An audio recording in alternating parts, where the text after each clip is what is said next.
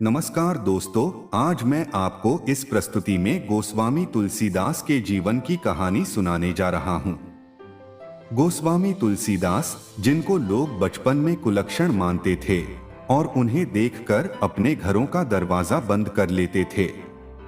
इस कहानी में आप देखेंगे कैसे तुलसीदास हिंदी साहित्य के महान संत कवि बने और रामचरितमानस जैसे ग्रंथ की रचना की। इससे पहले अगर आप हमारे चैनल पर नए हैं तो हमारा चैनल को सब्सक्राइब जरूर करें।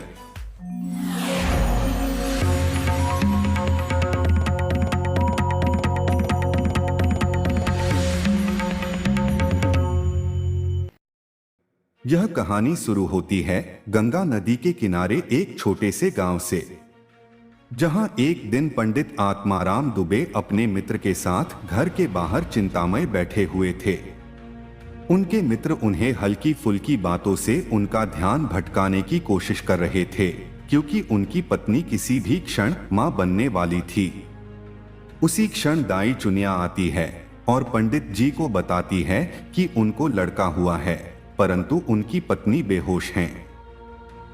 तत्पश्चात पंडित जी भगवान से अपनी पत्नी के लिए प्रार्थना करने लगते हैं, परंतु उनकी पत्नी का देहांत हो जाता है।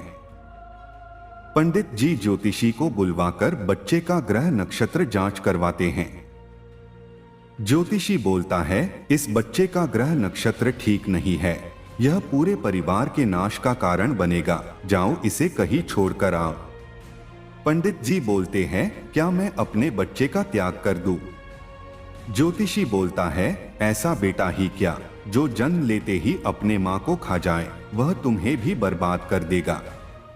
इसके बाद पंडित जी बच्चे को त्याग कर देते हैं, परंतु दाई चुनिया को बच्चे पर तरस आ जाता है, इसलिए उसे अपने साथ ले जाती है। यद्यपि सारा गांव ज्योतिषी की भविष्यवाणी के बारे में जानता था, फिर भी चुनिया उस बच्चे को अपने घर ले आती है। चुनिया के घर वाले उससे बोलते हैं, तुम्हें इस बच्चे को घर नहीं लाना चाहिए था, यह बच्चा हमारा भी सत्यानाश कर देगा। चुनिया बोलती है, इसके पिता ने इसे त्याग कर दिया है, बेचारा अनाथ है, भगवान के लिए मुझे इसकी देख रेख करने दीजिए। चुनिया के पति को भी यह बात अच्छी नहीं लगती। वह चुनिया से बोलता है, मूर्ख स्त्री, तुम इस बच्चे को यहाँ क्यों उठा लाई हो? चुनिया बोलती है, यह बच्चा बेचारा अनाथ है, हम दोनों इसको अपने पुत्र की तरह पालेंगे। 10 दिनों बाद चुनिया का पति बोलता है, पंडित आत्माराम चल बसे, सचमुच यह बच्चा बड़ा ही अमंगलकारी है। चुनिया बोलती है, इसमें बेचारे निर्दोष बच्चे का क्या अपराध है? लेकिन दुर्भाग्यवश चुनिया भी उस बच्चे के पालन पोषण के लिए बहुत दिनों तक जीवित नहीं रहती। जब उस बच्चे की उम्र 10 वर्ष होती है, तब चुनिया को एक सांप डस लेता है। तत्पश्चात चुनिया का पति उस बच्चे को घर से निकाल देता है। वह बालक रोता हुआ घर से निकल जाता है और रात्रि में वह किसी पेड़ के नीचे सोता है। अगले दिन जब उसे भूख लगती है तो किसी के घर पर जाकर दरवाजा खटखटाता है। जब घर में से एक स्त्री बाहर आती है, तब वह बालक उससे बोलता है कि मुझे बहुत भूख लगी है। स्त्री उसके लिए घर में दूध लेने जाती है, परंतु एक बुढ़िया उस स्त्री को बताती है कि वह बच्चा बहुत अभागा है, जो भी इसे खिलाता है वह मर जाता है। तत्पश्चात वह बालक प्रण लेता है कि अब कभी भी भीख नहीं मांगेगा। लेकिन संध्या के समय पेट की आग उसे दूसरा दरवाजा खटखटाने पर विवश कर देती है। परंतु वह जहां भी जाता था, लोग उसे आत्माराम का बेटा समझकर खाना नहीं देते थे और दरवाजा बंद कर लेते थे। बेचारा वह बच्चा अपमानित होकर गांव के एक मंदिर में जाता है। उसी दिन मंदिर में बाबा नर हरिदास आते हैं और उस बच्चे के बारे में पूछते हैं। मंदिर का पुजारी बताता है कि यह बच्चा आत्माराम दुबे का अभागा पुत्र है तथा अशुभ नक्षत्रों का मारा है, जो कोई इसकी सहायता करता है वह सिर्फ दुख ही पाता है। बाबा नर हरिदास को उस बच्चे पर दया आ जाती है।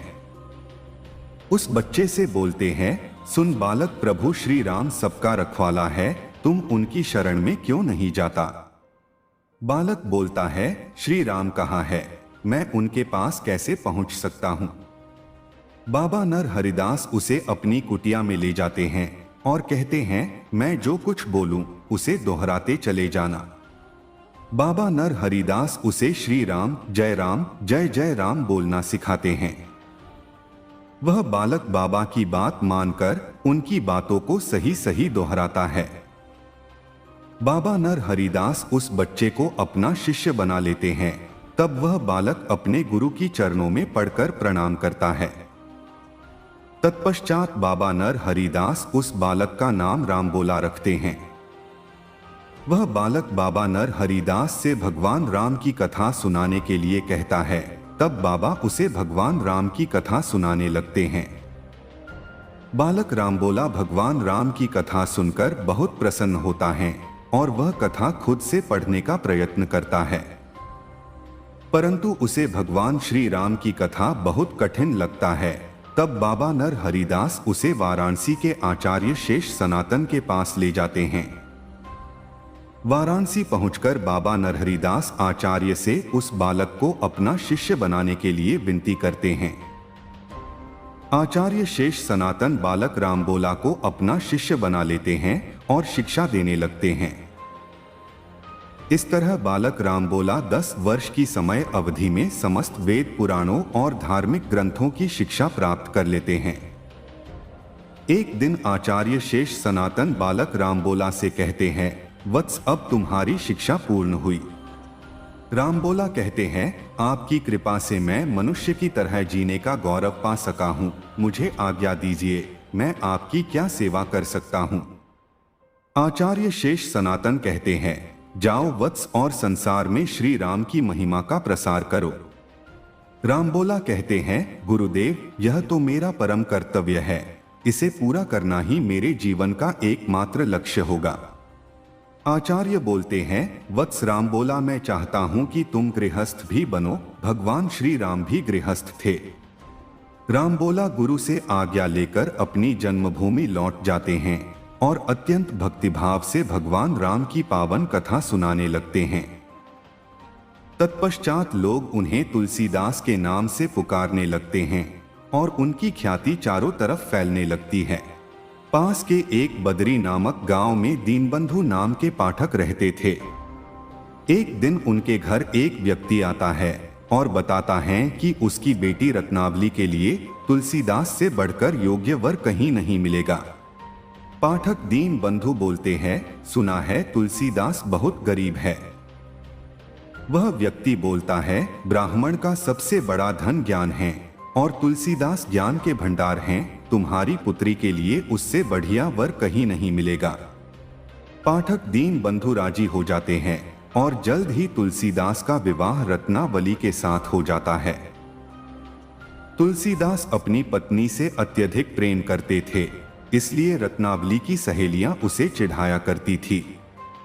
एक दिन जब रत्नावली घर पहुंची तो वह बहुत गुस्से में रहती है। कालिदास पूछते हैं, आज तुमने लौटने में इतना देर क्यों लगा दी? रत्नावली कहती है, मेरी सहेलियां मुझे ताने मार रही थी कि मैंने आप पर जादू कर दिया है। कालिदास बोलते हैं, हाँ, यह बात तो सच है। रत्नावली बोलती है, क्या आप अपने गुरु को दिया हुआ वचन भूल गए जो भगवान श्री राम की महिमा का प्रसार करने के लिए कहा था? तुलसीदास अपनी पत्नी की बात सुनकर गंभीर हो जाते हैं। कुछ दिनों के बाद रत्नावली के मायके से एक नाई उनके घर पहुंचता है। वह नाई रत्नावली से कहता है, बेटी, तुम्हारे बापू ने तुम्हें मायके ले जाने के लिए भेजा है। रत्नावली कहती है, मैं कैसे चल सकती हूँ, मेरे पति बाहर गए हैं, 1-2 दिन बाद लौटेंगे। नाई बोलता है, कल भाई दूज है, घर में तुम्हारी कमी सबको बहुत खलेगी। रत्नावली अपने मायके जाने के लिए तैयार हो जाती है, लेकिन जाने से पहले तुलसीदास के लिए खत लिखकर छोड़ देती है। 2 दिन बाद जब तुलसीदास घर वापस लौटते हैं तो रत्नावली को ना देखकर परेशान हो जाते हैं। तभी तुलसीदास को रत्नावली का खत मिलता है, जिसे पढ़कर तुलसीदास सोचने लगते हैं। उसने लिखा है कि वह शीघ्र लौटेगी, लेकिन तब तक उसकी प्रतीक्षा कैसे करूं? तुलसीदास तुरंत अपनी पत्नी से मिलने के लिए रत्नावली के मायके निकल पड़ते हैं। दोस्तों, मैं इस कहानी को यहीं समाप्त करता हूं। कहानी के अगले भाग में आप देखेंगे कैसे तुलसीदास अपनी पत्नी से मिलने के लिए सारी हदें पार कर जाते हैं और इसके पश्चात तुलसीदास महान संत कवि कैसे बनते हैं। दोस्तों, यह प्रस्तुति आपको कैसी लगी कमेंट्स में जरूर बताइएगा। धन्यवाद।